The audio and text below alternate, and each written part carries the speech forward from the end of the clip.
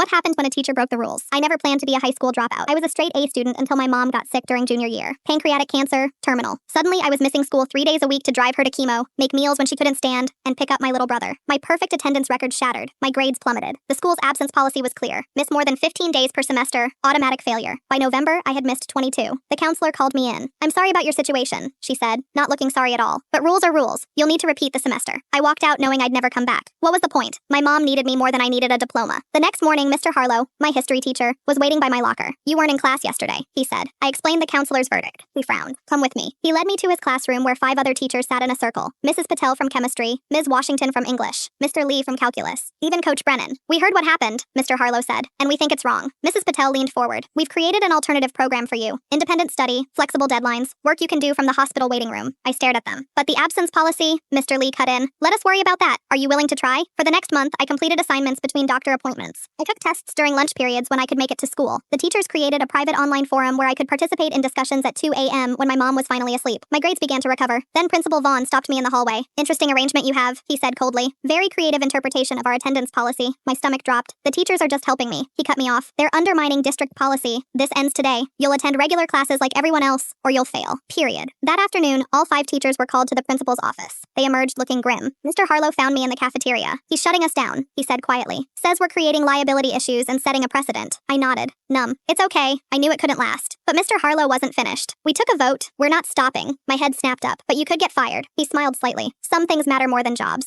The next day, a substitute teacher appeared in Mr. Harlow's class, then in Mrs. Patel's. By week's end, all 5 teachers had been suspended pending review. Word spread quickly. Students began wearing homemade badges. "Stand with the 5." Parents flooded the next school board meeting. "My daughter has severe migraines," one mother testified. These teachers created the first learning environment where she wasn't punished for her medical condition. A father stood next. "My son works 2 jobs to help support our family." These teachers recognized his reality instead of forcing him to choose between education and survival. More parents followed. More stories. The meeting lasted until midnight. 3 days later, the superintendent called an emergency press conference. "We're implementing a new compassionate attendance policy," she announced, "and reinstating the 5 teachers who reminded us what education is truly about." My mom died 2 months before graduation. All 5 teachers came to her funeral. When I walked across the stage to receive my diploma, the entire auditorium stood. Not for me, for her, and for the teachers who refused to let the system push me out when I needed it most.